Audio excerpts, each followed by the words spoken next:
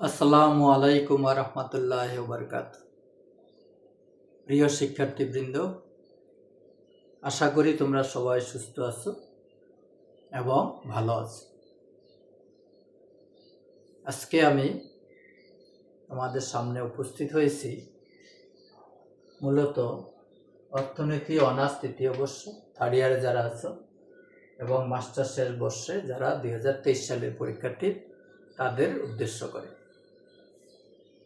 Macro ইকোনমিক্সের আইএসএলএম মডেলের এর আগে আমি 3টি ক্লাস নিয়েছি, আজকে এটা 4র্থ ক্লাস। আমি আশা করি তোমরা সবাই মনোযোগ দিয়ে ক্লাসটি শেষ পর্যন্ত দেখবে। আজকে যে টপিকটি নিয়ে আলোচনা করব সেটা হলো আইএস রেখার স্থানান্তর। আইএস রেখা এক দিক থেকে আরেক দিকে চলে যায়, হয়তো ডান থেকে বামে অথবা বাম থেকে ডানে, কখনো ডানে যাবে কখনো বামে যাবে। কি কি কারণে আইএস রেখা স্থানান্তর হতে পারে তার একটা তালিকা আমি এখানে মোটামুটি লিখেছি। আরও আছে যেগুলি ইম্পর্টেন্ট সেইগুলি আমি লিখেছি, গুরুত্বপূর্ণগুলি লিখেছি। প্রথম তোমরা দেখতে পাচ্ছ সঞ্চয় প্রবণতা বৃদ্ধি বা হ্রাস। বৃদ্ধিও পেতে পারে, হ্রাসও পেতে পারে। আমরা যদি বৃদ্ধিটা শিখি, হ্রাসটাও এর উল্টাটা হবে। বিনিয়োগ যদি বাড়ে কি হবে, বিনিয়োগ কমলে কি হবে। প্রান্তিক ভোগ প্রবণতা বা ভোগ বললে হবে, ভোগ লেখা দিয়ে আমি এখানে এমপিসি বা ভোগ বৃদ্ধি বা হ্রাস। করের পরিমাণ তোমরা জানো, বৃদ্ধি করতে পারে, হ্রাসও করতে পারে। করের সাথে আরেকটা জিনিস আছে, ভর্তুকি। করের ঠিক উল্টাটা ভর্তুকি, এই জন্য আমি আর ওটা লিখি নেই। করেরটা যারা পারবা ভর্তুকিটাও তারা পারবা। করের ক্ষেত্রে বৃদ্ধি হলে যা হবে, ভর্তুকির ক্ষেত্রে হ্রাস হলে তা হবে। করের ক্ষেত্রে হ্রাস হলে যা হবে, ভর্তুকির ক্ষেত্রে বৃদ্ধি হলে তা হবে। যাই হোক, এতগুলো একদিন মনে রাখতে পারবো না তোমরা, আমি দুই একটা দেখাচ্ছি, একটু মনোযোগ দিয়ে তোমরা দেখো ক্লাস। তাহলে এটা থাকুক, এই জিনিসটা আমি অফ করে দিই। আইএস রেখা স্থানান্তর তো আমরা জানি। 1 নম্বরটা নিয়ে আমি আলোচনা করি, ছোট করে আঁকি।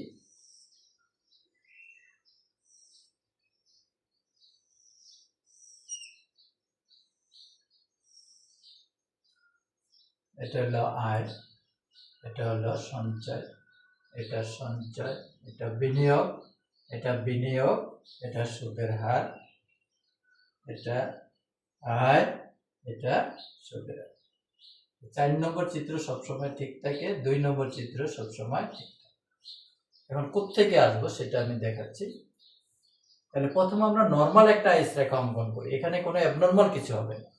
তাহলে নর্মাল যদি আমরা একটা আইএস রেখা আঁকি তাহলে সবকিছুই তো নর্মাল হবে। এটা 45 ডিগ্রি রেখা, এটা হলো বিনিয়োগ রেখা, সুদের হারের উপর নির্ভরশীল। তাহলে প্রথমে একটা স্বাভাবিক আইএস রেখা আমরা আঁকি। এই আয়, এই আয়ে, এই হলো সঞ্চয়, এই সঞ্চয়ের সমতার সাপেক্ষে এই হলো বিনিয়োগ, এই বিনিয়োগে এই হলো আমাদের সুদের হার। এই সুদের হারে আর এই আয়ের প্রেক্ষিতে 4 নং চিত্রে প্রাপ্ত বিন্দু ধরি এ। Y1 আয়ে সঞ্চয় হলো S1, এই সঞ্চয়ের প্রেক্ষিতে এটা হলো বিনিয়োগ, এই বিনিয়োগের প্রেক্ষিতে এটা হলো সুদের হার, এই সুদের হারে আর এই আয়ের প্রেক্ষিতে প্রাপ্ত বিন্দু বি।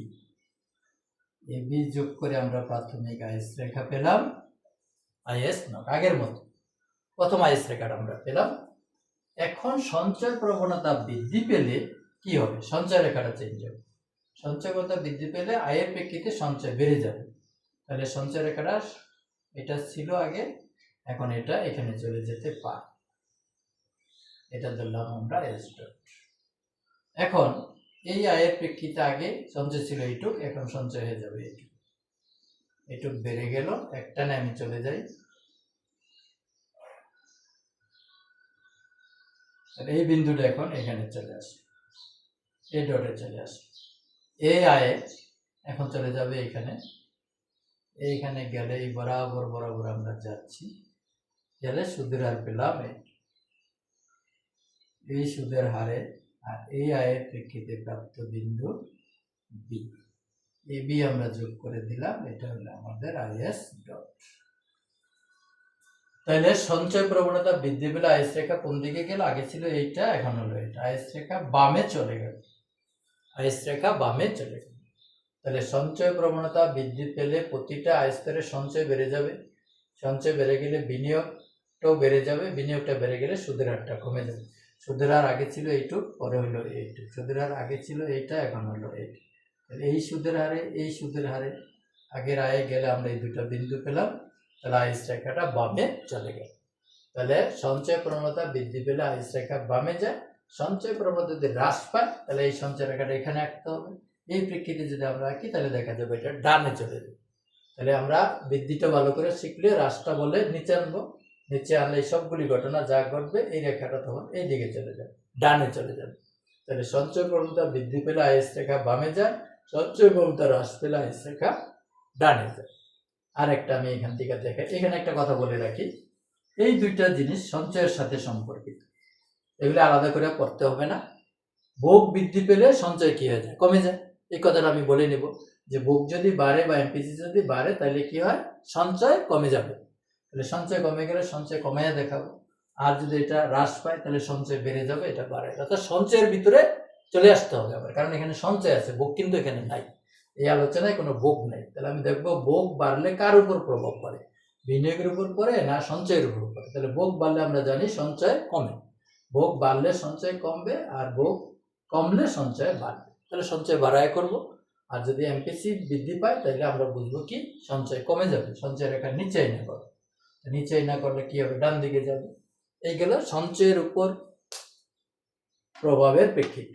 আর বিনিয়োগ ভোগ বলি, এমপিসি বলি, কর বলি, কর যদি বাড়ে কি হয়? কর বাড়লে ভোগ কমে যায়, ভোগ কমা মানে সঞ্চয় বাড়ে। তাহলে আমি যাই হোক এই জিনিসগুলি আগে বুঝতে হবে, কর বৃদ্ধি পেলে কি হয়? ভোগ কমে, ভোগ কমা মানে সঞ্চয় বাড়া। তাহলে ঠিক এটাই আলোচনা করবো, এই কথাটুকু আগে লিখে নেব আমরা।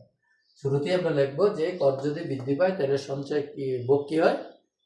কমে যায়, আর ভোগ যদি কমে যায় সঞ্চয় বেড়ে যায়। সেক্ষেত্রে আইস রেখা কোন দিকে যায় চিত্রে দেখানো হলো, দিয়ে এই চিত্রটা আমরা সঞ্চয় বৃদ্ধি পেল, প্রতিটা স্তরে সঞ্চয় বেড়ে যাবে, বিনিয়োগ বেড়ে যাবে, সুদের হার কমে যাবে, সুদের হার কমে গেলে আইস রেখা বামে চলে আসবে। এই হলো আমাদের 1 গেল, 3 গেল, 4 গেল, এগুলো আমি মুছে দিই। আর একটা রুলো সেটা আমি এখন আলোচনা করি, মুছে দিই পুরোটা, নতুন করে আবার আঁকি। এখন হলো বিনিয়োগ, বিনিয়োগ যদি বৃদ্ধি পায়, বিনিয়োগ যদি বৃদ্ধি পায় তাহলে আইস রেখা কোন দিকে যায়? বিনিয়োগ বৃদ্ধি পেলে আইস রেখা কোন দিকে যায়?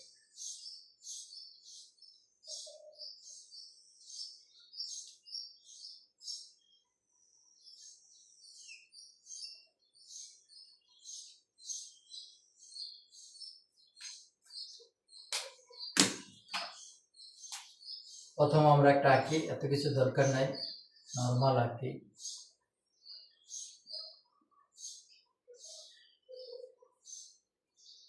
প্রথম একটা আয় ধরলাম ওয়াই নট আয়ে, এই সঞ্চয়, এই সঞ্চয়ে এই বিনিয়োগ, এই বিনিয়োগে এই আয়ে এ বিন্দু, এই আয়ে এই সঞ্চয়, এই সঞ্চয়ে এই বিনিয়োগ, এই বিনিয়োগে এই আয়ের প্রেক্ষিতে প্রাপ্ত বিন্দু বি, এ বি যোগ করে প্রাথমিক আইস রেখা আমরা পেলাম। এই সঞ্চয় রেখার প্রেক্ষিতে এই বিনিয়োগ রেখা। এখন আমরা কি বলছি? বিনিয়োগ বৃদ্ধি, বিনিয়োগ বৃদ্ধি পেলে এই বিনিয়োগ রেখাটা এখানে চলে যাবে, এটা সোজাই দিতে আমরা চেষ্টা করব, সমান্তরাল, সমান্তরাল দিতে চেষ্টা করব, এটা হলো আই ডট। এখন আমরা এখান থেকে যদি আসি, এই আই দিয়ে আসলে এই সব ঠিক আছে, এখানে এই সুদের হারটা কি হলো? বেড়ে গেল। তাহলে এই সুদের হারের প্রেক্ষিতে বিন্দুটা হয়ে গেল এ ডট। সেম ওয়ে এই আয়ে এই সঞ্চয়ে এই রেখা পর্যন্ত আসলে আমাদের সুদের হার হয়ে গেল এটা। এই সুদের হারে আর এই আয়ের প্রেক্ষিতে প্রাপ্ত বিন্দু B dot. A dot B dot যদি আমরা যোগ করি তাহলে আইএস রেখা হলো আইএস। তাহলে বিনিয়োগ বাড়লে সঞ্চয়ের আইএস রেখা ডানে চলে যায়, বিনিয়োগ বাড়লে আইএস রেখা ডানে চলে যায়। তাহলে বিনিয়োগ কমলে কি হবে, তখন আমরা এইদিকে দিয়ে দিতাম, তাহলে এটা এদিকে চলে সেম। বিনিয়োগ বাড়লে আইএস রেখা ডানে যায়, আর বিনিয়োগ কমলে আইএস রেখা ঠিক এই দিকে আসছে। তাহলে আমরা একটা মনে রাখলে আরেকটা পারবো। প্রথমে একটা আইএস রেখা অঙ্কন করব নরমাল, বিনিয়োগ রেখা ডান দিকে নিয়ে, যেহেতু বিনিয়োগ বৃদ্ধি পেয়েছে বিনিয়োগ রেখা ডান দিকে নিয়ে আবার ওই আয় দিয়ে আসবো, এই আয় দিয়ে আসবো এই রেখা পর্যন্ত, এই আয় দিয়ে আসবো এই রেখা পর্যন্ত, দুইটা সুদের হার পাবো। এই দুই সুদের হার দুই আয়ের প্রেক্ষিতে যে বিন্দুগুলি পাবো সেই বিন্দুগুলি আমরা যোগ করবো। তাহলে এই সুদের হার যেহেতু বাড়ছে এই বিন্দুটা এখানে চলে আসলো, এখানেও যেহেতু সুদের হার বাড়ছে এই বিন্দুটা এখানে চলে গেল, সব মিলে আমাদের আইএস রেখাটা আগে ছিল এইটা, এখন হবে। যাই হোক শিক্ষার্থীরা, কতটুকু বুঝাইতে পারছি আমি জানি না। তাহলে আমি আশা করি তোমরা ক্লাস তো করবে, শুধু ক্লাসে তো হবে না, বই সাথে সাথে পড়তে হবে। থার্ড ইয়ারের জন্য আমার লেখা ইন্টারমিডিয়েট ম্যাক্রো একটা বই আছে, যদিও স্টুডেন্টরা এটা চিনে না, কিনেও না, পড়েও না, কিন্তু পড়লে বুঝতে পারতো বইটা অনেক ভালো। যদি কারো দরকার হয় যোগাযোগ করে নিতে পারে।